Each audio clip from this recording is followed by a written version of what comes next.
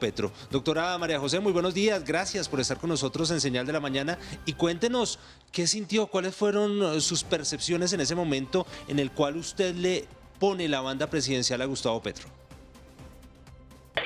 Muy buenos días a ti, Juan Carlos, a todos en la mesa, un gran abrazo. Pues no, es una profunda emoción, alegría, un inmenso reconocimiento no solamente a mí y como mujer, a las mujeres que hacemos parte de esta fuerza política, sino por supuesto también a mi historia, ¿no? Claro que sí. A la historia que representa. Claro que sí, usted tenía ahí en su chaqueta ayer esa frase de su padre, que la lucha por la paz no nos cueste la vida, y esa paz es el empeño número uno de este gobierno. ¿Cómo va a aportarle usted a ese empeño y sobre todo a traer a este gobierno lo que es el legado de la lucha que hizo su padre Carlos Pizarro?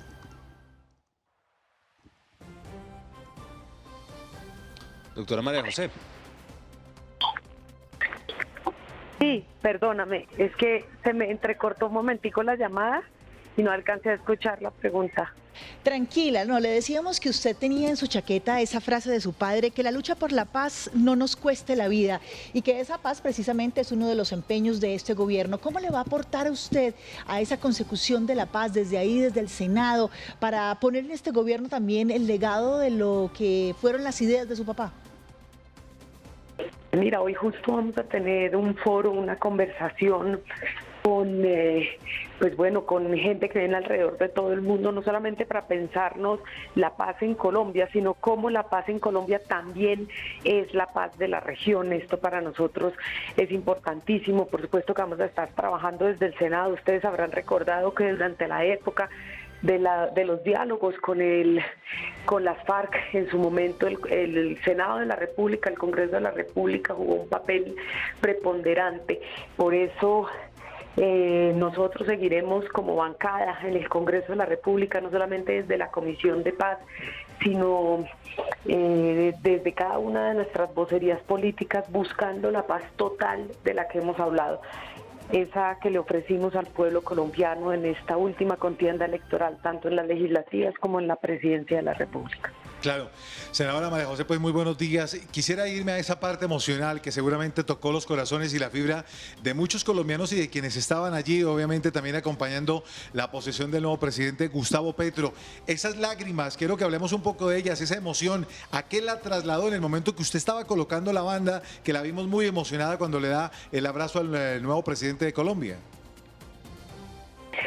Pues mira, sentí, pues no sé, una felicidad y una alegría acumulada por más de 32 años. Es un momento histórico lo que estábamos viviendo ayer para muchos de nosotros, de profundas sensibilidades, de memoria, de un sueño cumplido, de por fin materializar estos sueños aplazados por las balas en 1990 cuando mi padre fue asesinado. Senadora, yo quiero que ahondemos en los símbolos que estuvieron presentes allí en la transmisión de mando del presidente Gustavo Petro Urrego, también de los símbolos que se inculcaron en cada una de las prendas, en este caso que usted llevó, diseñadas por Diego Guarnizo, donde vemos la fotografía de su papá hecha en chaquiras, también un tributo a la moda colombiana. Por supuesto, también está clarísimo que usted sea la que le impone la banda presidencial a Gustavo Petro, un hecho casi que sin precedentes en la política colombiana, la presencia de la espada de Simón Bolívar. ¿Cómo podemos leer los colombianos? ¿Cómo se puede explicar a los colombianos toda esa simbología que se entretejió allí en esta transmisión de mando? Pues mira, por un lado, la espada de Bolívar es un símbolo de no solamente de la libertad y la unión de América Latina, ¿no? De ese gran hombre que fue el libertador Simón Bolívar. Creo que uno de los grandes hombres, no solamente de América Latina, sino del mundo. Y la unión latinoamericana sigue siendo un sueño pendiente, ¿no? y tenemos que trabajar en esa integración. Y por otro lado, pues es un símbolo de la lucha, pero también de la paz del movimiento 19 de abril. Para mí es profundamente simbólico porque en 1991, siendo una niña, un grupo de niños y de niñas, hijos de militantes del M-19, devolvimos la espada, pero esa espada, ese símbolo, fue llevado a una bóveda en el Banco de la República y los colombianos nunca la pudieron volver a ver. Es la primera vez en 31 años que los colombianos pueden volver a ver la espada de Bolívar, y eso yo creo que tiene una simbología inmensa en el sentido de la pertenencia.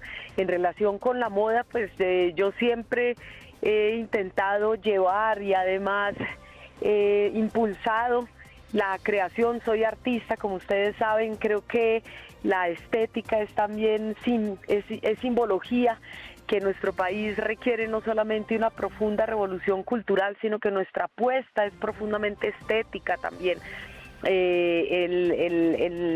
Digamos, el traje que llevaba de Diego Guarnizo representa a las mujeres del Pacífico colombiano, a las mujeres de Buenaventura, a las mujeres de nuestro país, mujeres luchadoras, mujeres resilientes, resistentes, llenas de fuerza, pero también de muchísima alegría, de felicidad, la mujer de Buenaventura en quien se inspiró Diego Guarnizo.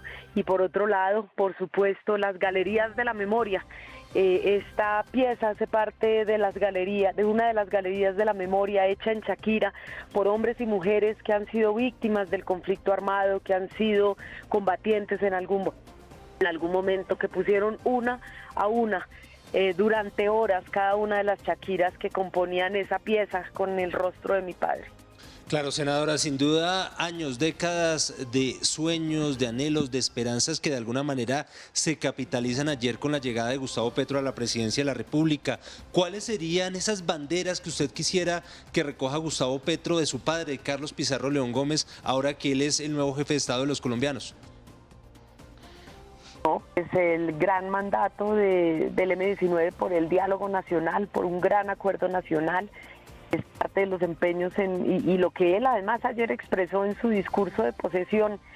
Habló de la unidad nacional, habló de un acuerdo nacional, de dialogar sobre los temas fundamentales para encontrar una salida conjunta a los problemas de nuestro país.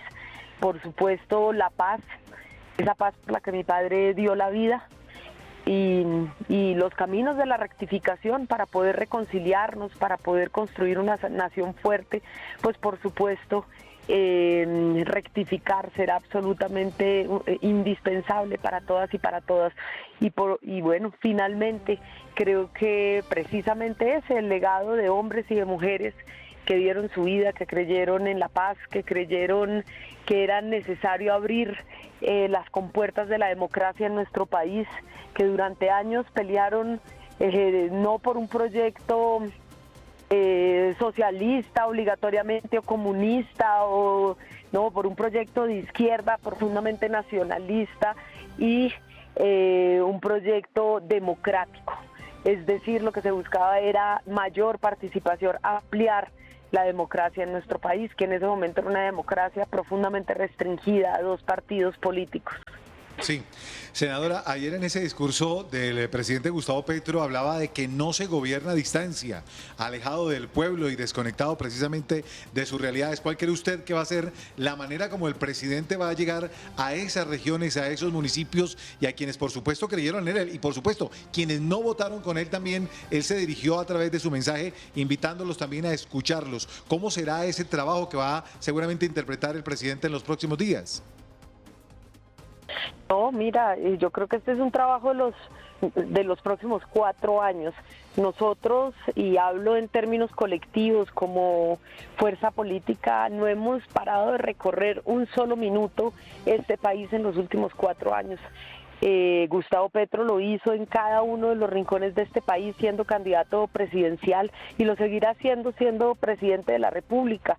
Es decir, nosotros no nos pensamos y no nos concebimos lejos de la gente, por fuera de las calles. No creemos en una política que se construye en las oficinas, sin que sea construida de manera conjunta con la ciudadanía, con los pueblos de Colombia, con los territorios de Colombia. Yo en concreto recorrí más de 25.000 kilómetros por tierra, pueblo a pueblo, calle a calle. Estuve, como lo dije desde el primer momento, un pie en la calle, un pie en el Congreso. Y Gustavo Petro ha marcado el tono, ha sido él el que ha marcado el ritmo, siempre con una presencia en las calles, siempre con la gente, y es lo que va a hacer este gobierno. Una forma de gobernar, no es solamente un empeño, no es solamente, y es por supuesto un mandato que recibe no solamente la bancada del pacto histórico, es un mandato que reciben los ministros y ministras del gobierno del cambio. Usted lo dice, los ministros y ministras que ayer tuvieron una reunión pública con el presidente Gustavo Petro, allí se dijeron varias cosas. Una de ellas fue que él quería que los viceministerios quedaran en manos de personas jóvenes. También les pidió que el cambio no fuera retórico, sino que el cambio fuera real, y por supuesto que se evitara cualquier mínimo guiño a la corrupción. ¿Usted cómo ve esto, teniendo en cuenta además que le han hecho críticas a este gabinete por su promedio de edad, que el mismo Gustavo Petro lo decía ayer? ¿Qué decirle también a los jóvenes? ¿Esos viceministerios sí tienen esperanza de que queden en manos de los jóvenes? Bueno, por supuesto que tenemos gente absolutamente preparada, pero como nosotros nunca hemos gobernado, no hemos tenido la posibilidad de gobernar este país, necesitamos que las juventudes que se han preparado, gentes de varias edades, pero jóvenes, ¿no? Yo no soy tan joven, pero mi generación tampoco ha tenido la posibilidad de gobernar, y en cambio hemos estado aquí trabajando, preparándonos para poder asumir las riendas de este país. Necesitamos la oportunidad, necesitamos formar el relevo generacional, necesitamos que nuestra gente y nuestros jóvenes puedan ir adquiriendo el conocimiento que se requiere para continuar gobernando este país. Así que no solamente es un mandato, yo creo que es una obligación con los millones de jóvenes que nos dieron la posibilidad de triunfo, no solamente la bancada más grande, tanto en el Senado como en la Cámara de Representantes, sino también al interior del gobierno. Necesitamos a las juventudes ocupando cargos, impulsando este país, siendo motor del cambio. Esta será, por supuesto, no solamente jóvenes, hombres y mujeres, que tendrán la enorme responsabilidad de materializar, junto con los ministros que tienen, por supuesto, una mayor experiencia, tienen el mandato de echar a andar que será el gobierno del cambio. Senadora, ayer en el discurso el presidente Petro enumeró 10 de sus más importantes compromisos. Entre ellos, el número 7 es la lucha contra la corrupción. Dijo que luchará contra la corrupción de manera firme y sin miramientos. Desde el Senado de la República, ¿cómo van a coadyuvar para que esa lucha sea exitosa? Pues mira, él lanza un mensaje importantísimo. Él dice: las fuerzas de seguridad de inteligencia del Estado colombiano se pondrán en disposición de combatir la corrupción. Y ese es un cambio de rumbo y es un mandato también para las fuerzas de inteligencia de nuestro país. Desde el Senado de la República, desde el Congreso de la República, no solamente en la elección de procuradores, contralor, ¿no?, la que se nos viene muy pronto, es decir, de quienes están al frente de los órganos de control en nuestro país, sino también, por supuesto, encontrar mecanismos y disposiciones legales que vayan más allá mismo de la consulta anticorrupción y que nos permita realmente empezar a hacer una ejecución transparente de nuestros recursos, mecanismos legales que están pendientes algunos por materializarse, ¿no?, varias de las disposiciones de esta consulta anticorrupción, pero yendo muchísimo más allá, encontrando mecanismos para hacer muchísimo más transparente, muchísimo más juiciosa la ejecución de los recursos de los colombianos y colombianas, que no queden en el bolsillo de unos pocos, en la avaricia de unos pocos, sino que puedan ser realmente utilizados para el bienestar de los colombianos y colombianas, para mejorar nuestra calidad de vida. Sí, senadora, ¿va a quedar hoy al fin radicada? Se había hablado que hacia las 10 de la mañana iba a quedar radicada ya ante el Congreso la nueva reforma tributaria. Van a quedar radicados varios proyectos de ley por parte del gobierno, un paquete de género que vamos a radicar las mujeres de la bancada del pacto histórico, junto con varias líderes y dirigentes políticas a nivel mundial que nos van a acompañar en estas actividades.